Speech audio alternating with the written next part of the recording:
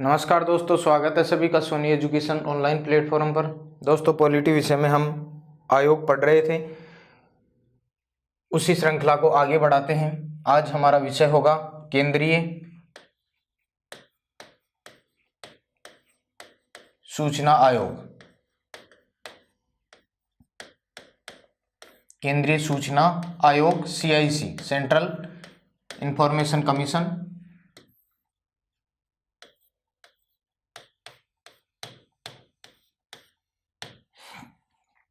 तो केंद्रीय सूचना आयोग पढ़ें उससे पहले हमें सूचना के संदर्भ में सूचना का अधिकार है उसकी पृष्ठभूमि जाननी होगी भाई, तभी केंद्रीय सूचना आयोग के बारे में हम विस्तार पूर्वक चीजों का अध्ययन कर सकते हैं। तो सबसे पहले हमें सूचना का अधिकार पढ़ना होगा। सूचना का अधिकार, सूचना का अधिकार, सूचना का अधिकार के अंतर्गत हमें सूचना का अधिकार भाई क्या है? एक विधिक अधिकार है। क्या है? एक विधिक अधिकार है, यानी कानूनी अधिकार है, विधिक अधिकार, ये देखना है।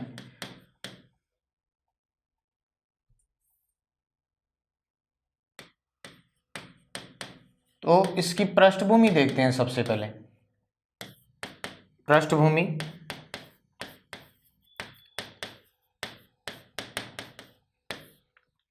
सूचना का अधिकार RTI किस नाम से जाना जाता है भाई? ये RTI के नाम से जाना जाता है। कैसे पारित हुआ, कब जाकर? तो इसकी पृष्ठभूमि देखते हैं। विधिक अधिकार है। सूचना के अधिकार की बात करें तो सबसे पहले विश्व में नागरिकों को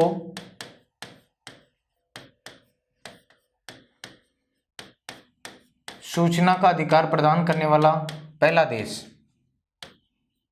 सूचना का अधिकार प्रदान करने वाला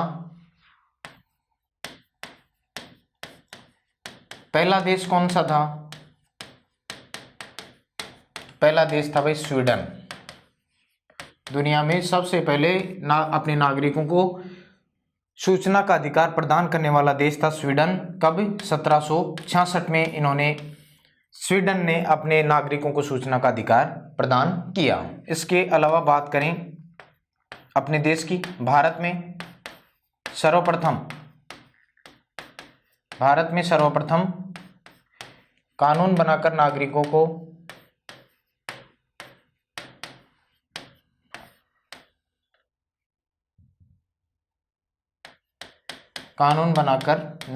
को सूचना का अधिकार, नागरिकों को सूचना का अधिकार प्रदान करने वाला पहला राज्य,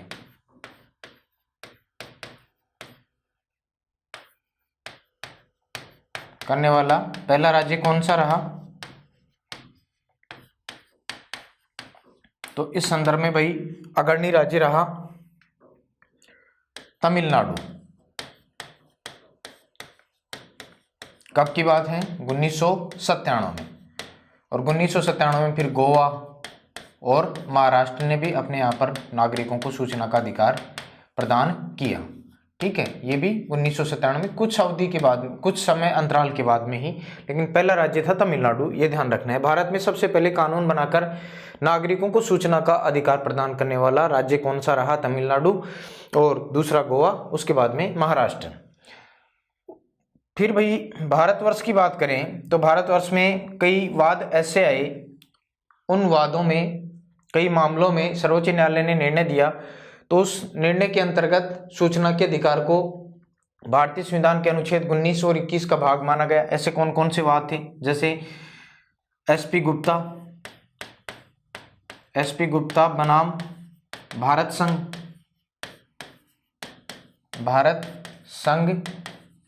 वाद कब का है? 1982 का। इसके अलावा PU सील बनाम भारत संघ मामला कब का है? 2002 का। ADR बनाम भारत संघ वाद 2003। ये कुछ प्रमुख वाद हैं, इनके अंतर्गत, इन तीनों के अंतर्गत सूचना के अधिकार को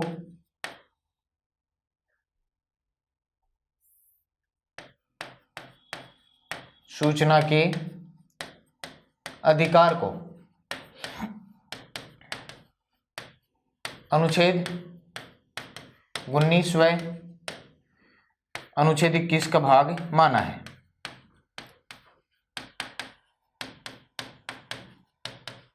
सर्वोच्च न्यायालय के द्वारा दिए गए निर्णय में इन वाद में दिए गए निर्णयों को के फलस्वरूप सूचना के अधिकार को अनुच्छेद 19 व अनुच्छेद 21 का भाग माना गया है। तो ये बातें कुछ आपको ध्यान में रखनी है भाई। वर्तमान जो आरटीआई है, सूचना का अधिकार अधिनियम, वो किस प्रकार से अस्तित्व में आया उसकी पृष्ठभूमि हम जानने का प्रयत्न कर रहे हैं। उसके बाद में देखिए भाई, भारतवर्ष में एक महान सामाजिक कार्यकर्ता के तौर पर जानी जाती हैं अरुणा रॉय। नाम सुना होगा आपने, अरुणा रॉय। ये इनका जन्म भाई चेन्नई में हुआ था 1946 में। जन्म कहाँ हुआ? चेन्नई में 1946 में। और ये भारतीय प्रशासनिक सेवा की अधिकारी बनी और 1968 से 1973 तक इन्होंने आईएएस पद पर कार्य किया। लेकिन उसके बाद में इन्होंने क्या कर दिया भाई? त्याग पत्र दिया और उसके बाद में क्या बन गई? एक सामाजिक कार्यकर्ता बनी, राजस्थान आई, सामाजिक कार्यकर्ता के तौर पर जानी गई, आईएएस लेवल की अधिकारी बनी। लेकिन उसके बाद में कुछ समय कार्य किया, लेकिन इनका मन नहीं लगा और सामाजिक कार्यकर्ता बनकर ये कहाँ भाई? राजस्थान आई। राजस्थान में अकाल राहत कार्यों के दौरान जो गड़बड़ियाँ, जो भ्रष्टाचार होता था, उसकी तरफ इनका ध्यान गया और उसको उजागर करने के दृष्टिकोण से इन्होंने राजस्थान के राजसमंद, 1990 के दशक की बात है, 1990 के दशक में राजसमंद के देवडुंगरी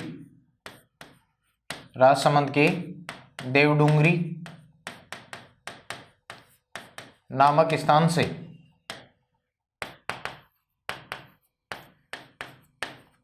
मजदूर किसान शक्ति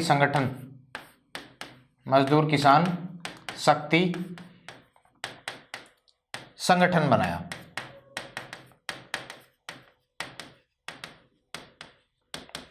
इसको MKSS के नाम से जाना जाता है, मजदूर किसान शक्ति संगठन। अरुणा रॉय की देन है भाई ये। सूचना के अधिकार के अंतर्गत आगे जाकर काफ़ी ज़्यादा महत्वपूर्ण भूमिका रहेगी इसकी। तो इस संगठन के माध्यम से इन्होंने अकाल राहत कार्यों के अंतर्गत किए जा रहे कार्यों में गड़बड़ियाँ उत्पन्न हो रही थी, उनको उजागर करने के दृष्टिकोण से ये संगठन बनाया। और 1997 में इसी कड़ी में इन्होंने MKSS ने, यानी मजदूर किसान शक्ति संगठन ने नवाचार कार्यक्रम किए और नवाचार के अंतर्गत इन्होंने जन सुनवाई कार्यक्रम, कौन सा कार्यक्रम भाई? जन सुनवाई कार्यक्रम रखा। कहां पर? अजमेर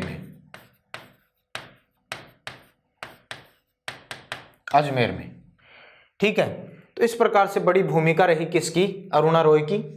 आगे जाकर फिर इन्हीं के प्रयासों से फिर आपको पता है 2004 में मनमोहन सिंह जी की सरकार, उनके नेतृत्व में सरकार UPA फर्स्ट अस्तित्व में आएगी और उसमें फिर राष्ट्रीय सलाहकार परिषद की अध्यक्ष सोनिया गांधी बनी थी। उसमें 22 सदस्य थे भाई और उस सदस्यों में से भी एक सदस्य के तौर पर शामिल थी कौन? अरुणा रॉय।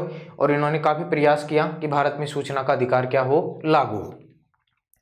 तो इनके द्वारा किए गए प्रयासों से फिर आगे जाकर RTI हमारे सामने आएगा। एक राजस्थान के अलावा दिल्ली में भी देखें भाई, अरविंद केजरीवाल, वर्तमान में आप नाम सुनते हैं इनका, अरविंद केजरीवाल, दिल्ली के मुख्यमंत्री।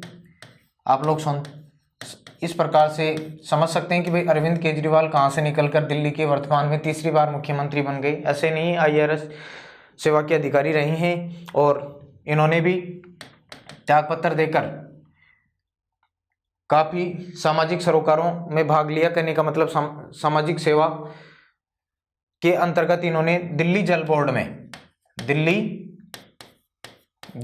में व्याप्त भ्रष्टाचार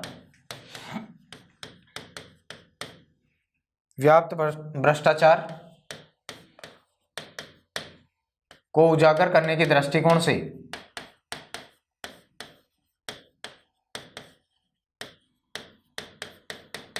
एक परिवर्तन नामक संस्थान बनाया, एक संगठन बनाया जिसका नाम क्या था भाई?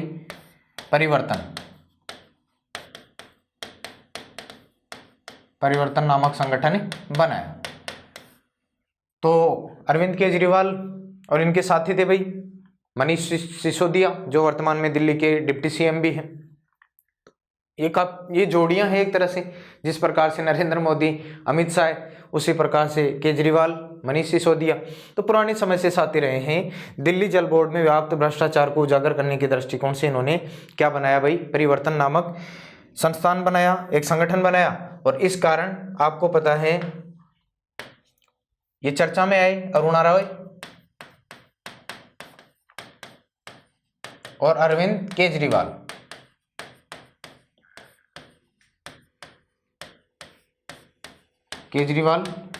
दोनों को फिर मैग्सेसे, दोनों को क्या मिल चुका है भाई? मैग्सेसे अवार्ड मिल चुका है।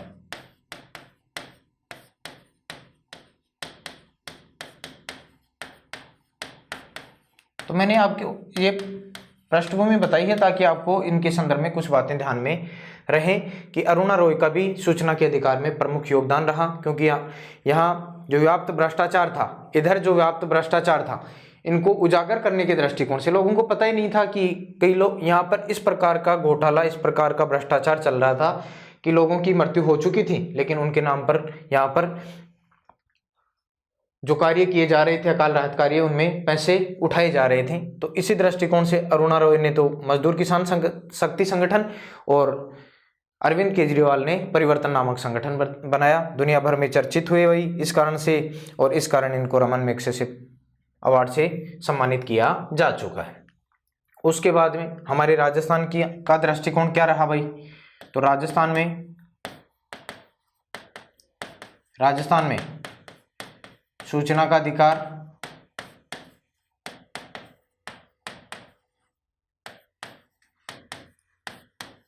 राजस्थान में सूचना का अधिकार अधिनियम 2000 ये 26 जनवरी 2001 को लागू हुआ। अपने राजस्थान ने भी प्रयास किया भाई, राजस्थान ने भी सूचना का अधिकार अधिनियम पारित किया, 26 जनवरी 2001 को लागू हुआ। उसके बाद में लेकिन ज़्यादा इफेक्टिव नहीं रहा, ज़्यादा प्रभावशाली नहीं रहा। उसके बाद में 2003 में वाजपेयी सरकार ने भारतवर्ष में अटल बिहारी वाजपेयी सरकार के द्वारा वाजपेयी सरकार ने सूचना की स्वतंत्रता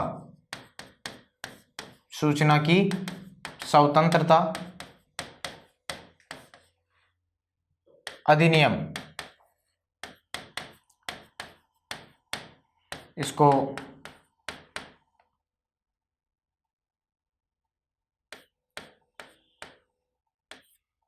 फ्रीडम ऑफ इंफॉर्मेशन एक्ट पारित किया,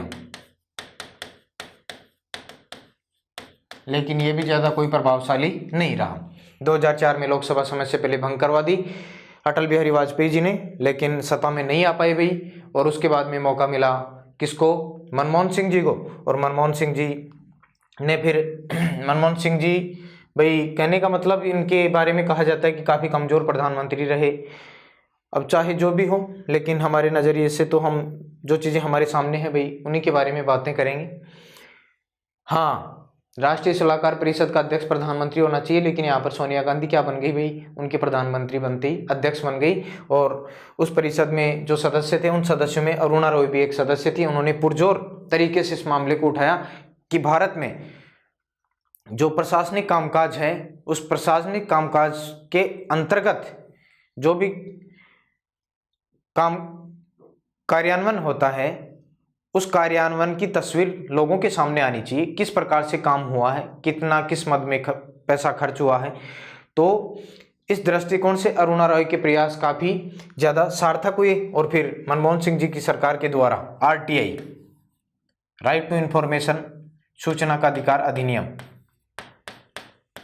सूचना का अधिकार अधिनियम, सूचना का अधिकार अधिनियम 2005 पारित हुआ।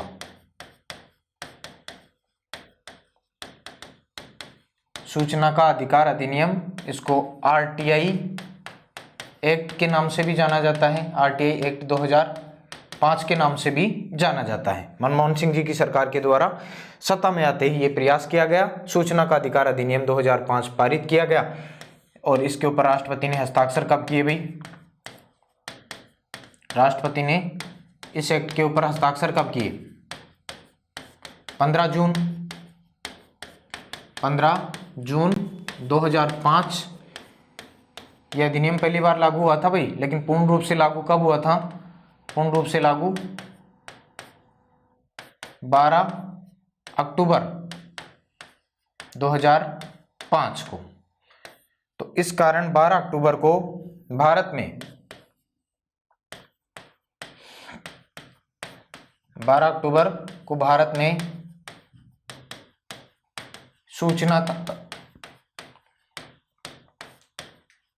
सूचना का अधिकार दिवस के रूप में मनाया जाता है।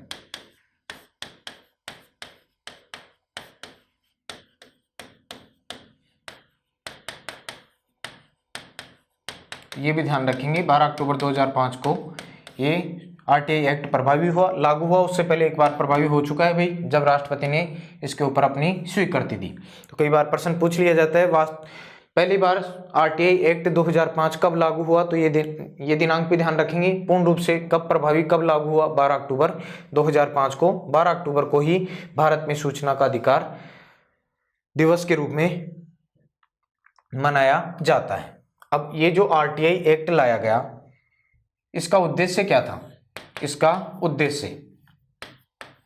उद्देश्य ये था कि प्रशासन में उत्तरदायित्व,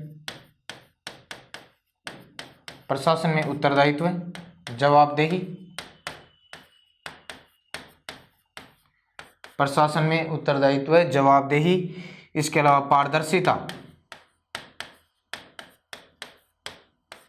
तथा सहभागिता सुनिश्चित करना, इसका प्रमुख उद्देश्य यही था भाई।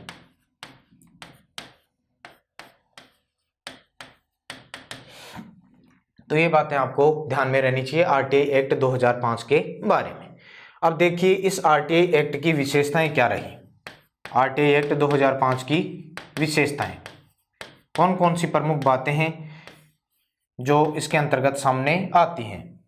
अब देखिए, पहली बात, भारत का कोई भी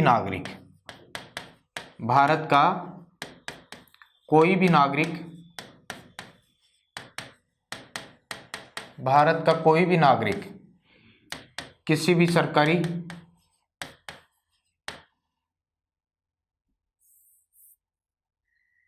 इस अधिनियम के तहत किसी भी सरकारी संगठन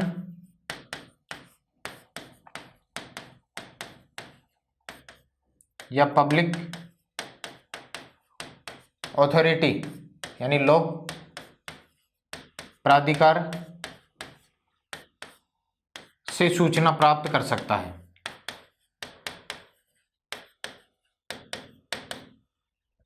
से क्या कर सकता है भाई? सूचना प्राप्त कर सकता है। पहली बात, भारत का कोई भी नागरिक आरटीआई एक्ट 2005 के माध्यम से किसी भी सरकारी संगठन या पब्लिक अथॉरिटी लोक प्राधिकार से सूचना प्राप्त कर सकता है, यह अधिकार मिलता है उसको। उसके बाद में अनुच्छेद 12 के अंतर्गत राज्य शब्द की परिभाषा में जो भी संस्थाएं आती हैं, अनुच्छेद 12 के अंतर्गत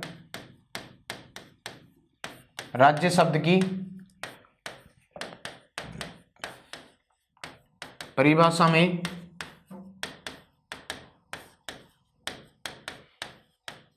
आने वाली सभी संस्थाओं से सूचना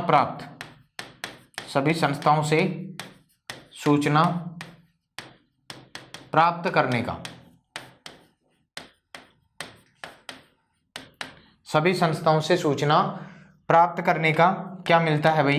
अधिकार।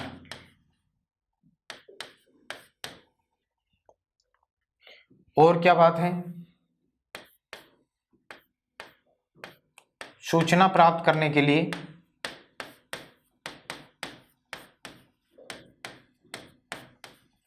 संबंधित विभाग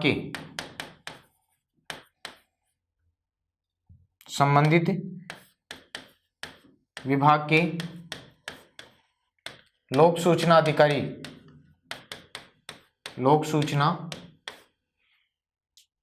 अधिकारी PIO, पब्लिक इंफॉर्मेशन अधिकारी ऑफिसर को आवेदन करना होता है।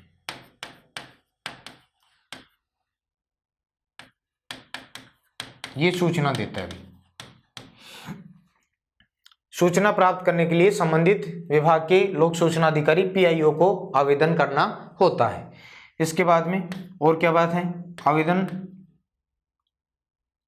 आवेदन शुल्क 10 रुपये। आवेदन शुल्क कितना है भाई? 10 रुपये। BPL के लिए कोई शुल्क नहीं है। BPL के लिए कोई शुल्क नहीं। जो गरीबी रेखा से नीचे जीवन यापन करते हैं, बिलो पॉवर्टी लाइन, गरीबी रेखा से नीचे जीवन यापन करने वाले लोगों के लिए अगर सूचना प्राप्त करनी हो उनको, तो किसी प्रकार का उनको आवेदन शुल्क नहीं देना पड़ेगा। आवेदन करने के 30 दिन के भीतर सूचना देना आवश्यक है। और मामला अगर तीसरे पक्ष से संबंधित हो, अगर मामला तीसरे पक्ष से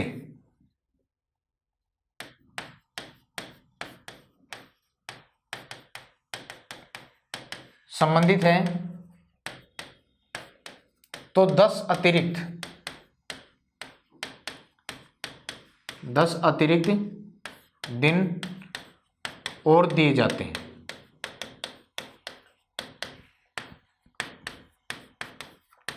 ये भी बात है। अगर मामला किसी तीसरे पक्ष से संबंधित है, जैसे मैं सूचना प्राप्त कर रहा हूं किसी विभाग से, तो विभाग से सूचना प्राप्त हो गया वो तो हो गया दूसरा पक्ष, लेकिन विभाग से जुड़ी हुई कोई अलग बात है वो हो जाएगा तीसरा पक्ष। मामला अगर तीसरे थर्ड पार्टी से संबंधित होता है तो इसके लिए 10 अतिरिक्त दिन और दिए जाते हैं।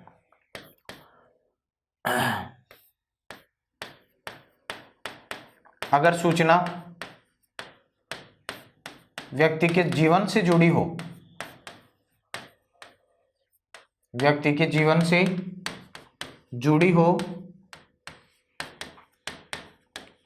अगर सूचना व्यक्ति के जीवन से जुड़ी हो तो 48 घंटे में सूचना देना क्या है भाई? आवश्यक है। अगर व्यक्ति के जीवन से जुड़ी हुई कोई सूचना है तो 48 घंटे में देना जरूरी है। आगे देखिए, निर्धारित अवधि में सूचना नहीं देने पर जो ऊपर वाली बातें हैं हमारे सामने अब आती हैं। अगर निर्धारित अवधि में सूचना नहीं दी जाती है, नहीं देने पर उसी संगठन में उसी संगठन में उसी विभाग में अपीलीय प्राधिकारी के समक्ष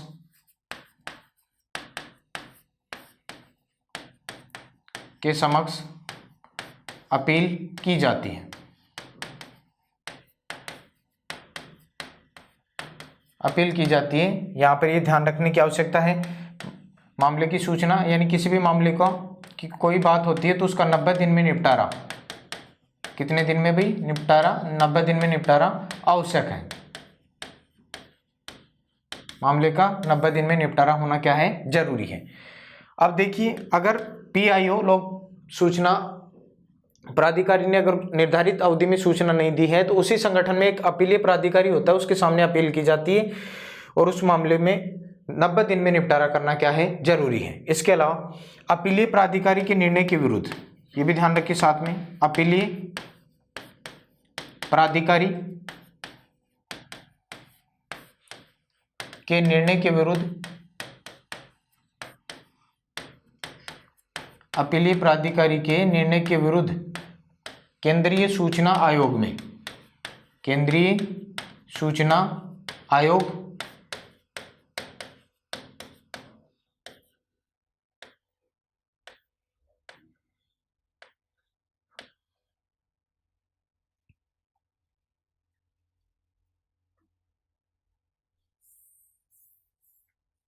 केंद्रीय सूचना आयोग में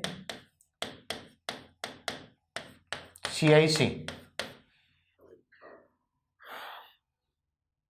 में या राज्य सूचना आयोग में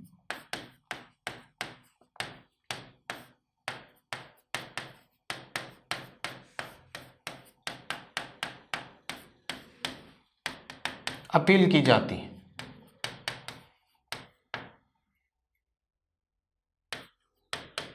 तो यह है भाई आपका RTI एक्ट 2005। एक बार मैं आपको पुनः बता देता हूं, हमारा आज का विषय क्या है भाई, केंद्रीय सूचना आयोग है।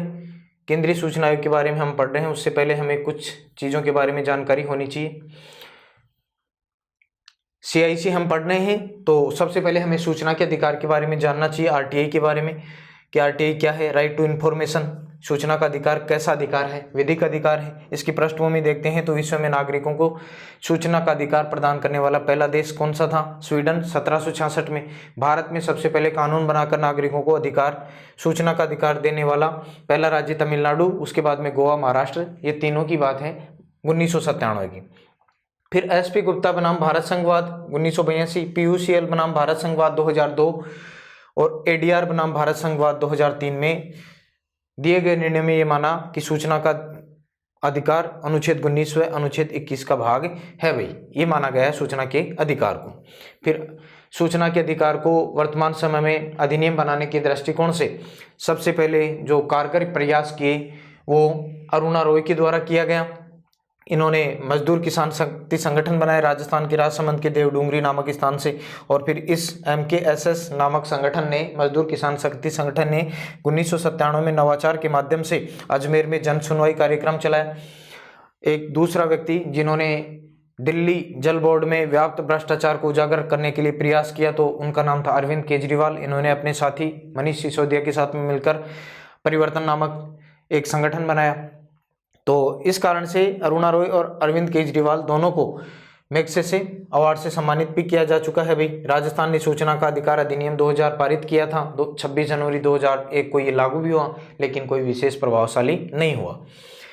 2003 में वाजपेयी जी की सरकार ने सूचना की स्वतंत्रता अधिनियम 2003 पारित किया था, 2003 पारित किया, लेकिन ये भी ज़्यादा प्रभावशाली नहीं रहा था भाई। उसके बाद में मनमोहन सिंह जी की सरकार के द्वारा RTI सूचना का अधिकार अधिनियम 2005 पारित किया गया। ये पहले वाले जो अधिनियम थे पारित किए गए वो सारे के सारे क्या हैं भाई, निष्प्रभावी हो गए। इसके बाद में पूरे भारतवर्ष में RTI एक्ट 2005 लागू हुआ। राष्ट्रपति जी ने हस्ताक्षर किए 15 जून 2005 को, तो आंशिक रूप से लागू हो गया भाई, लेकिन पूर्ण रूप से लागू कब हुआ, 12 अक्टूबर 2005 को। इस कारण से 12 अक्टूबर को भारत में सूचना का अधिकार दिवस के रूप में मनाया जाता है। RTI एक्ट 2005 का उद्देश्य क्या था, प्रशासन में उत्तरदायित्व, जवाबदेही, पारदर्शिता तथा उपयोग सहभागिता सुनिश्चित करना इसका प्रमुख उद्देश्य था भाई। इसकी RTI एक्ट 2005 की विशेषताएं क्या रही, कि भारत का कोई भी नागरिक इस अधिनियम आरटीआई एक्ट 2005 के तहत किसी भी सरकारी संगठन या पब्लिक अथॉरिटी से सूचना प्राप्त कर सकता है, और उन सभी संस्थाओं से जो राज्य शब्द की परिभाषा में आती है अनुच्छेद 12 के अंतर्गत, उनसे भी सूचना प्राप्त कर सकता है। सूचना प्राप्त करने के लिए संबंधित विभाग के पीआईओ को आवेदन करना होगा। आवेदन शुल्क 10 रुपये है, बीपीएल के लिए कोई शुल्क नहीं है। आवेदन करने के 30 दिन के भीतर सूचना देना आवश्यक है। अगर मामला तीसरे पक्ष से संबंधित है तो 10 अतिरिक्त दिन और मिलते हैं। सूचना अगर मामला व्यक्ति के जीवन से जुड़ा हुआ है तो सूचना 48 घंटे में देना आवश्यक है भाई। निर्धारित अवधि में सूचना नहीं देने पर उसी संगठन में अपीलीय प्राधिकारी के समक्ष अपील की जाती है, और अपीलीय प्राधिकारी के निर्णय के विरुद्ध केंद्रीय सूचना आयोग या राज्य सूचना आयोग में आप क्या कर सकते हैं, अपील कर सकते हैं। उसके बाद में हम अब पढ़ेंगे भाई डिटेल में केंद्रीय सूचना आयोग। केंद्रीय सूचना आयोग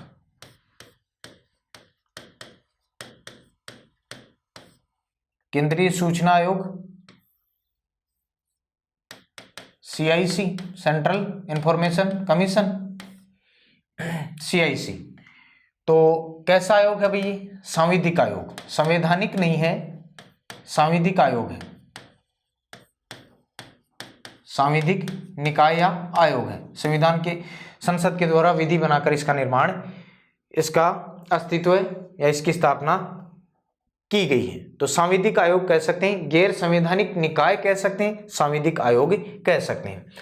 भाई ये भी ध्यान रखेंगे,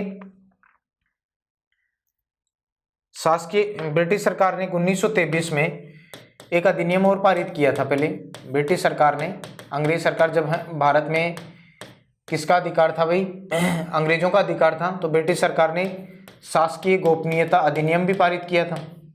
शासकीय गोपनीयता अधिनियम कब पारित किया था? 1923 में।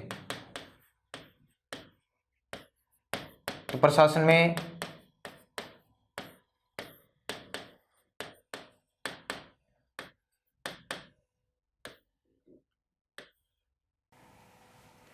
समस्त गतिविधियों के ऊपर नजर रखने के लिए शासकीय गोपनीयता अधिनियम 1923 में ब्रिटिश सरकार ने पारित किया था। फिर ये स्वतंत्रता के बाद में निष्प्रभावी भी हो गया था।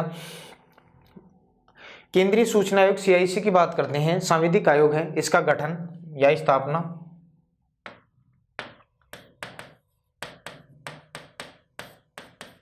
आरटीआई एक्ट 2005 के अंतर्गत केंद्रीय सूचना आयोग का गठन या सीआईसी का गठन कब किया गया भाई? 12 अक्टूबर 2005 को।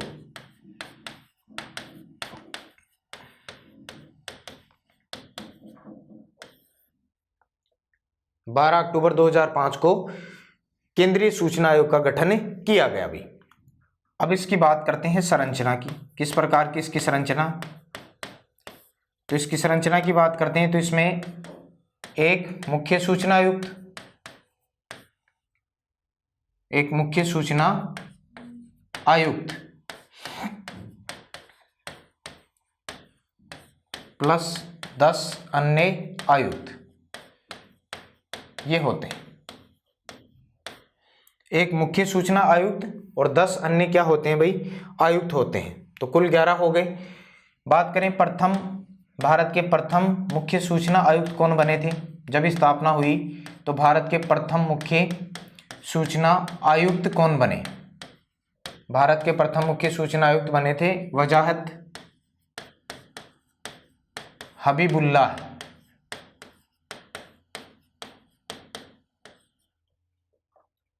वजाहत हबीबुल्लाह भारत के प्रथम मुख्य सूचना आयुक्त बनाए गए थे। बात करें वर्तमान की, 2020 की बात कर लें। वर्तमान में मुख्य सूचना आयुक्त,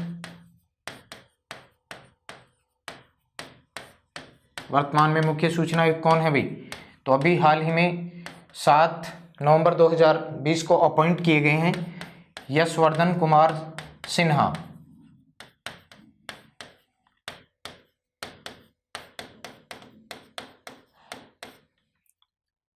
यशवर्धन कुमार सिन्हा ये अपॉइंट किए गए हैं और अगले 3 वर्ष तक ये अपने पद पर बने रहेंगे भाई।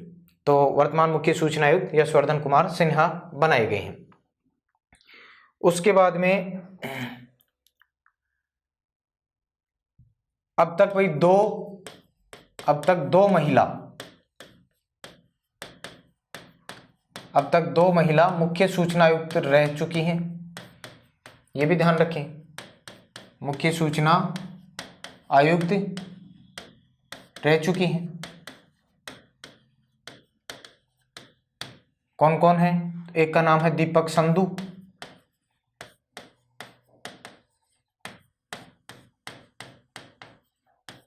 चौथी मुख्य सूचना आयुक्त रही, और इसके अलावा सुषमा सिंह, इनके बाद में यही रही 5वीं। तो ये बातें आपको संरचना में ध्यान में रखनी है। एक मुख्य सूचना आयुक्त होता है भारत में, उसके अलावा 10 अन्य आयुक्त होते हैं। प्रथम मुख्य सूचना आयुक्त वजाहत हबीबुल्ला बने, वर्तमान में मुख्य सूचना आयुक्त यशवर्धन कुमार सिन्हा है। अब तक 2 महिला मुख्य सूचना आयुक्त रह चुकी हैं भाई। कौन कौन? दीपक संधू और सुषमा सिंह। संरचना के बाद में बात कर लें योग्यता की। तो योग्यता के बारे में बात करें, क्या लिखा हुआ है? ये लिखा हुआ है विधि प्रशासन,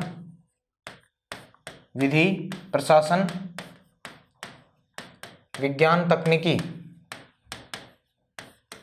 एवं तकनीकी, समाज सेवा पत्रकारिता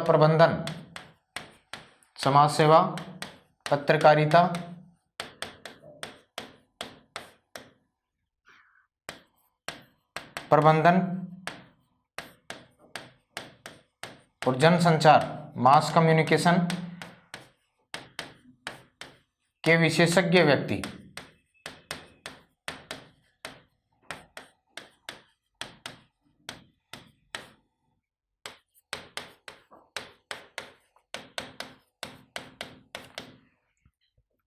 ये बात ध्यान में रखेंगे, विधि प्रशासन, विज्ञान तकनीकी, समाज सेवा, पत्रकारिता, प्रबंधन और जनसंचार के विशेषज्ञ व्यक्ति, इसके क्या होते हैं भाई? ये विशेषज्ञ व्यक्तियों को सूचना आयुक्त नियुक्त किया जा सकता है। उसके बाद में अगर बात करें और कोई योग्यता के बारे में और कोई विशेष बातें नहीं है। विधि प्रशासन, विज्ञान एवं तकनीकी, समाज सेवा, पत्रकारिता, प्रबंधन, जनसंचार यानी मास कम्युनिकेशन के विशेषज्ञ व्यक्ति होने चाहिए। और सार्वजनिक जीवन का उन्हें पर्याप्त क्या होना चाहिए? अनुभव होना चाहिए। योग्यता होगी। योग्यता के बाद में क्या होती है भाई? नियुक्ति। योग्यता के बाद में क्या होगी? नियुक्ति होगी। कोई व्यक्ति योग्य होगा तो ही उसकी नियुक्ति होती है। तो नियुक्ति भारत में भाई केंद्रीय सूचना आयुक्त होते हैं, उनकी नियुक्ति कौन करता है? राष्ट्रपति करता है। लेकिन राष्ट्रपति इसके लिए कॉलेजियम की सिफारिश पर ही करेगा भाई। इसके लिए क्या होता है? कॉलेजियम होता है या एक समिति होती है।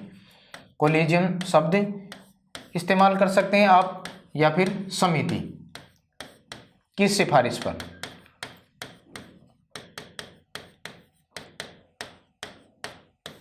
और इस कॉलेजियम का अध्यक्ष कौन होता है? प्रधानमंत्री।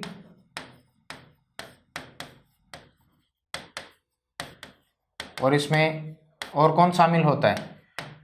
लोकसभा में विपक्ष का नेता। लोकसभा में विपक्ष का नेता। लोकसभा में विपक्ष का नेता इसमें इस कॉलेजियम या इस समिति में शामिल होता है। और प्रधानमंत्री द्वारा नामित कोई कैबिनेट मंत्री,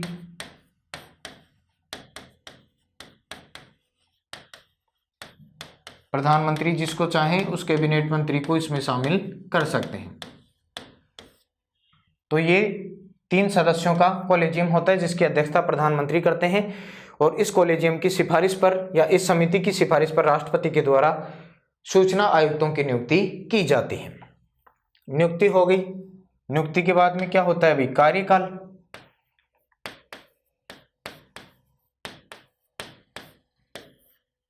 कार्यकाल तो कार्यकाल पहले भाई 5 वर्ष या 65 वर्ष,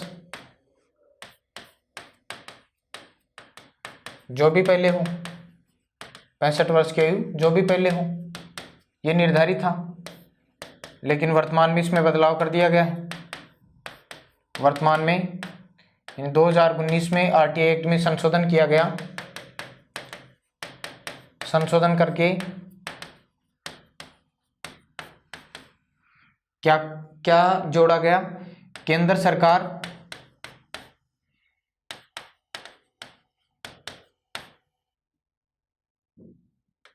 सरकार द्वारा निर्धारित अवधि, केंद्र सरकार द्वारा निर्धारित अवधि तक पद धारण करेंगे, और केंद्र सरकार ने डिसाइड किया है कि ये कितने वर्ष तक पद धारण करेंगे भाई? 3 वर्ष तक।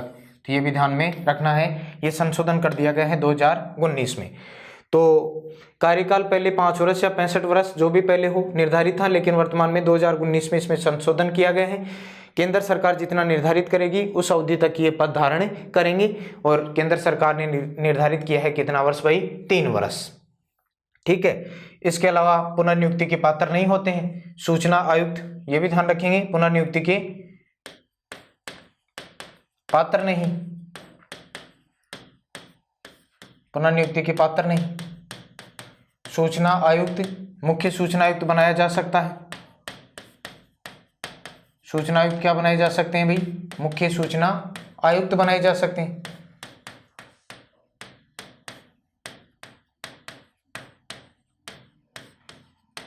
और कार्यकाल समाप्ति के पश्चात कोई लाभ का पद भारत सरकार या राज्य सरकार के अधीन ग्रहण नहीं कर सकते, ये भी ध्यान में रखेंगे।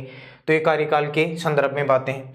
उसके बाद में इनका दर्जा मान लीजिए वेतन, भत्ते, सेवा शर्तें, वेतन, भत्ते, सेवा शर्तें। तो भाई ये सारी बातें हैं, ये सारा का सारा डिसाइड कौन करेगा? केंद्र सरकार निर्धारित करेगी। ये 2019 के अधिनियम के तहत ये संशोधन किया गया आरटीआई एक्ट में, और उसके अंतर्गत ये निर्धारित किया गया। केंद्र सरकार क्या करेगी? निर्धारित करेगी।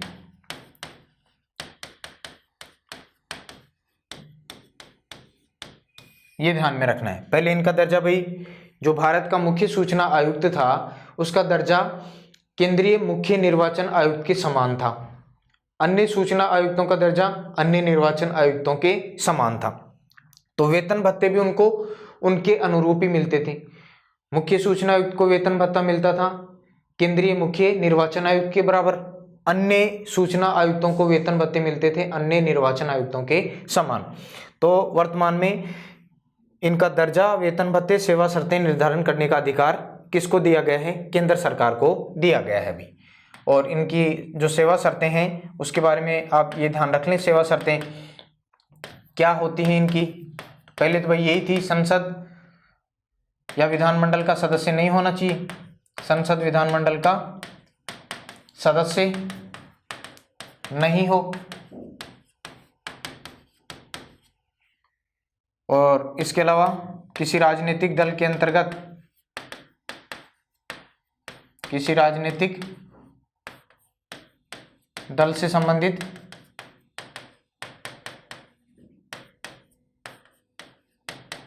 लाभ का पद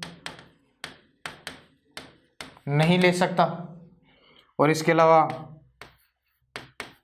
कोई लाभ का व्यापार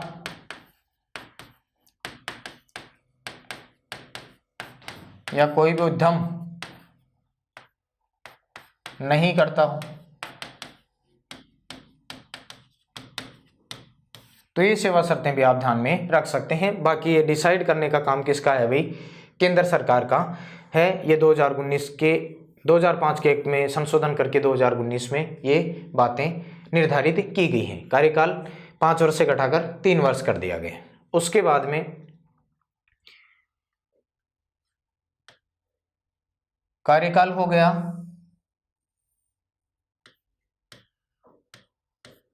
कार्यकाल के बाद में भाई कार्यकाल समाप्ति के बाद में त्यागपत्र। कार्यकाल जब समाप्त हो जाएगा तो ये क्या देंगे? अपना त्यागपत्र देंगे। और त्यागपत्र किसको देंगे? राष्ट्रपति को। त्यागपत्र किसको देते हैं? राष्ट्रपति को। और कार्यकाल के बीच में पद से हटाना हो, पद से हटाना हो, तो इसके लिए क्या प्रक्रिया है? वही प्रक्रिया, साबित कदाचार या अक्षमता की स्थिति में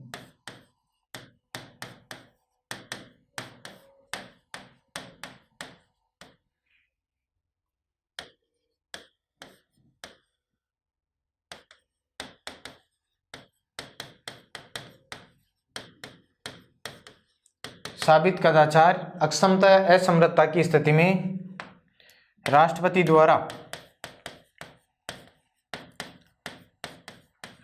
द्वारा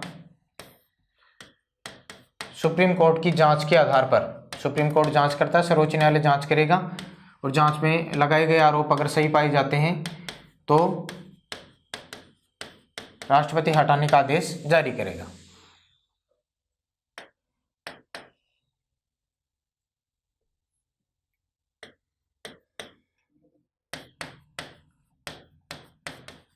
लेकिन वर्तमान तक किसी को हटाया नहीं गया है भाई, ये ध्यान रखें। पद से हटाना काफी ज्यादा बार ये चीजें आप पढ़ चुके हैं मेरे ख्याल से, ये चीजें तो आपके आसानी से दिमाग में हो गई होंगी। साबित कदाचार या असमर्थता की स्थिति में अक्षमता, इसके स्थान पर ये शब्द भी जोड़ सकते हैं, अक्षमता की स्थिति में राष्ट्रपति सर्वोच्च न्यायालय से जांच करवाते हैं, जांच के आधार पर इनको हटाया जा सकता है। और इनके प्रतिवेदन के बारे में भी ध्यान दें। केंद्रीय सूचना आयोग अपना प्रतिवेदन, वार्षिक प्रतिवेदन किसको देता है भाई? राष्ट्रपति को। किसको देता है? राष्ट्रपति को। और राष्ट्रपति इस प्रतिवेदन को संसद के समक्ष विचार हेतु प्रस्तुत करेंगे। विचार हेतु क्या करेंगे भाई? प्रस्तुत करेंगे। तो ये भी आप ध्यान रखना है आपको, प्रतिवेदन, वार्षिक प्रतिवेदन राष्ट्रपति जी को, और राष्ट्रपति जी इनको संसद के समक्ष विचार हेतु रखेंगे भाई। उसके बाद में केंद्रीय जो सूचना आयोग है उसका नोडल विभाग कौन सा है? तो ये भी आपके ध्यान में रहना चाहिए, कार्मिक और प्रशिक्षण विभाग। कार्मिक और प्रशिक्षण विभाग।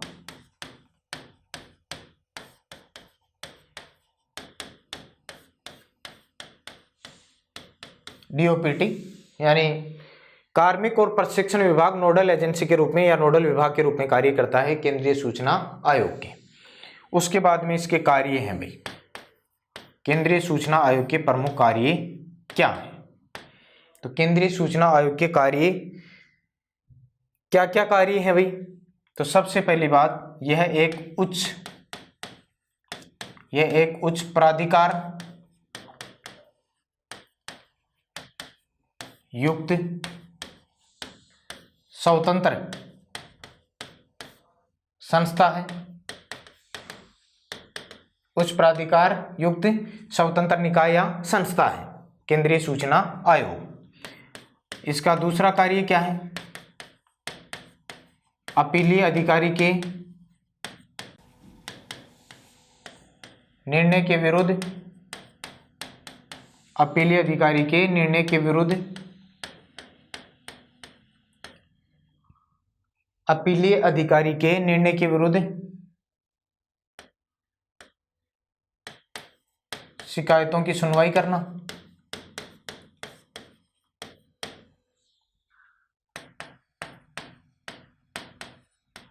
शिकायतों की सुनवाई करना और उसका निराकरण करना। निराकरण करना। और क्या है? आरटीआई एक्ट यानी सूचना के अधिकार का, आरटीआई एक्ट या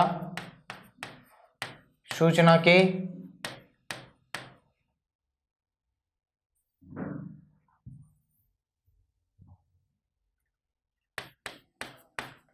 के अधिकार का प्रचार प्रसार करना।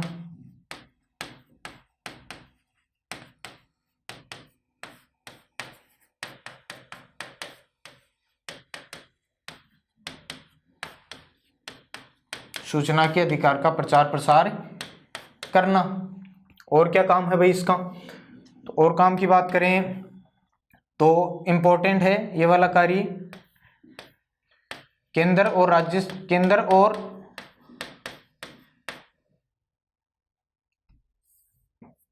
सरकार और केंद्र शासित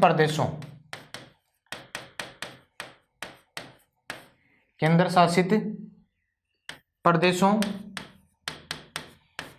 के अधीन कार्यरत, यहाँ राज्य शब्द नहीं है भाई, केंद्र सरकार और केंद्र शासित प्रदेशों के अधीन कार्यरत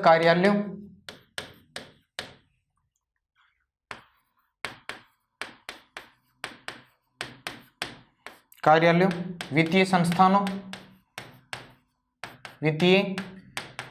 संस्थानों तथा सार्वजनिक क्षेत्र के सार्वजनिक क्षेत्रों के उपक्रमों से संबंधित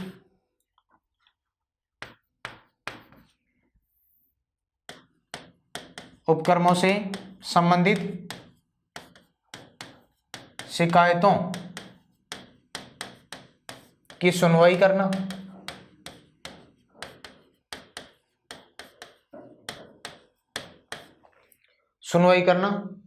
तथा उन्हें सूचना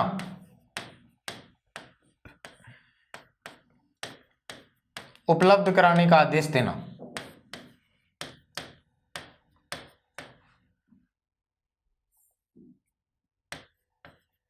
करवाने का आदेश देना।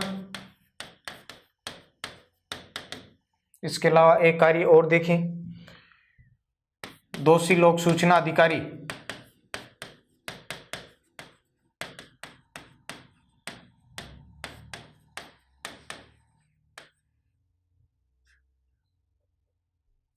इसकी बजाय लोक सेवक लिखें आप। दोषी लोक सेवक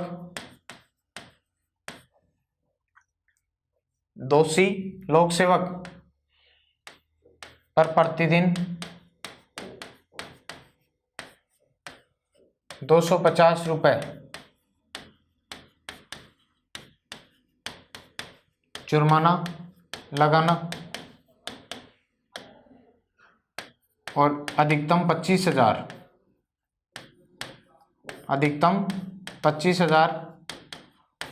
का प्रावधान भी है भाई। दोषी लोक सेवक पर प्रतिदिन 250 रुपये का जुर्माना लगाना। अधिकतम कितना जुर्माना लगा सकता है? 25,000 जुर्माना लगा सकता है। तो ये इसके कार्य हैं, ये आपके सामने है केंद्रीय सूचना आयोग के कार्य।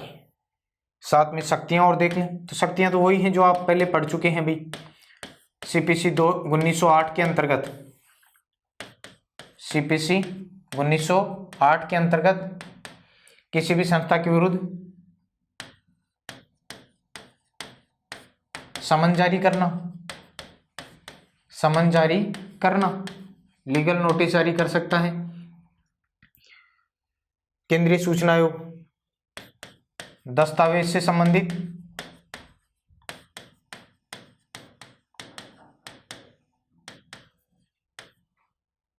ये शिकायतों से संबंधित है भाई, शिकायतों से संबंधित दस्तावेज प्राप्त कर सकता है। शिकायतों से संबंधित दस्तावेज प्राप्त करना, व्यक्तिगत रूप से उपस्थित होने के लिए कहना या शपथ पत्र पर गवाही प्राप्त करना। शपथ पत्र पर गवाही लेना व्यक्तिगत उपस्थिति के लिए कह सकता है।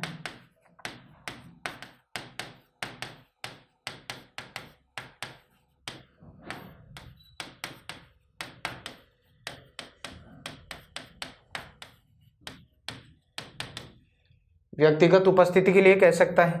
इसके अलावा गवाही की ऑडियो वीडियो रिकॉर्डिंग, ऑडियो या वीडियो रिकॉर्डिंग प्राप्त कर सकता है।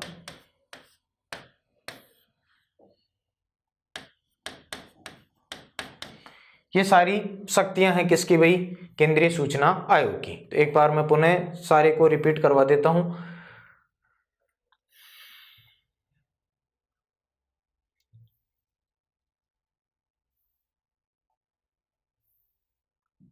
केंद्रीय सूचना आयोग के बारे में हम पढ़ रहे हैं। कैसा आयोग है भाई? ये सांविधिक आयोग है। स्थापना आरटीआई एक्ट 2005 के अंतर्गत 12 अक्टूबर 2005 को हुई। संरचना किस प्रकार की है? तो एक मुख्य सूचना आयुक्त, इसके साथ में 10 अन्य सूचना आयुक्त। अन्य आयुक्त की बजाय यहाँ पर ये शब्द और लिखे भाई, अन्य सूचना आयुक्त। अन्य सूचना आयुक्त। प्रथम मुख्य सूचना आयुक्त वजाहत हबीबुल्ला बने। वर्तमान में मुख्य सूचना आयुक्त यशवर्धन कुमार सिन्हा 7 नवंबर 2020 को अपॉइंट हुए। हाल ही में 3 वर्ष तक अपने पद पर रहेंगे भाई, 3 वर्ष का इनका कार्यकाल होगा। अब तक 2 महिला मुख्य सूचना आयुक्त रह चुकी हैं, दीपक संधू और सुषमा सिंह। कई बार प्रश्न बना दिया जाता है ऐसा, निम्न में से कौन सी महिला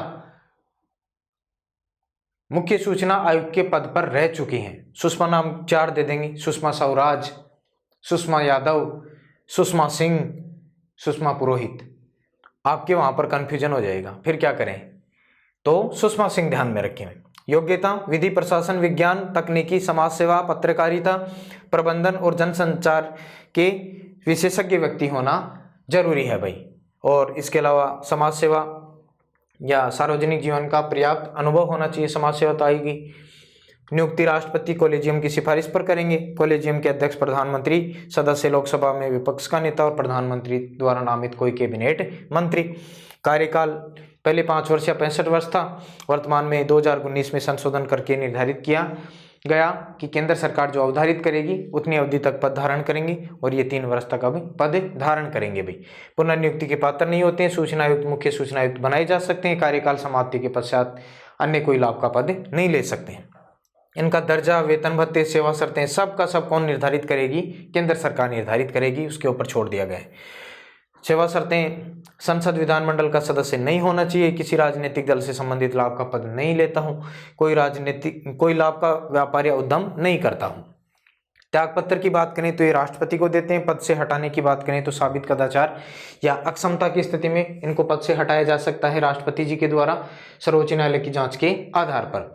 और अभी तक किसी को हटाया नहीं गया है, लेकिन फिर भी ध्यान रखें आप, प्रतिवेदन राष्ट्रपति जी को देते हैं और राष्ट्रपति फिर संसद के समक्ष विचार हेतु प्रस्तुत करते हैं। और नोडल विभाग, कार्मिक और प्रशिक्षण विभाग डीओपीटीज के नोडल विभाग के रूप में कार्य करता है। कार्य उच्च प्राधिकार युक्त स्वतंत्र संस्था या निकाय है। अपीलीय प्राधिकारी के निर्णय के विरुद्ध शिकायतों की सुनवाई करना, उसका निराकरण करना इसका काम है। सूचना के अधिकार का प्रचार प्रसार करना, केंद्र सरकार और केंद्र शासित प्रदेशों के अधीन कार्यरत कार्यालयों, वित्तीय संस्थानों तथा सार्वजनिक क्षेत्रों के उपक्रमों से संबंधित शिकायतों की सुनवाई करना और उन्हें सूचना उपलब्ध करवाने का आदेश देना। और दोषी लोक सूचना अधिकारी या दोषी लोक सेवक पर प्रतिदिन 250 रुपये जुर्माना या अधिकतम 25,000 रुपये जुर्माने का प्रावधान इसके अंतर्गत किया गया है। शक्तियां सीपीसी 1908 के तहत समन जारी करने की, शिकायतों से संबंधित दस्तावेज प्राप्त करने की शक्तियां इसके पास में। समन जारी कर सकता है और दस्तावेज प्राप्त कर सकता है, शिकायत से संबंधित शपथ पत्र पर गवाही ले सकता है और गवाही से संबंधित ऑडियो वीडियो रिकॉर्डिंग कर सकता है, व्यक्तिगत रूप से उपस्थित होने के लिए कह सकता है। तो आज का हमारा विषय भी केंद्रीय सूचना आयोग हमारा कंप्लीट होता है, जिसमें हमने सूचना के अधिकार के बारे में भी संपूर्ण बातें पढ़ी हैं। नेक्स्ट क्लास में हम राज्य सूचना आयोग के बारे में अध्ययन करेंगे। धन्यवाद, मिलते हैं अगली क्लास में।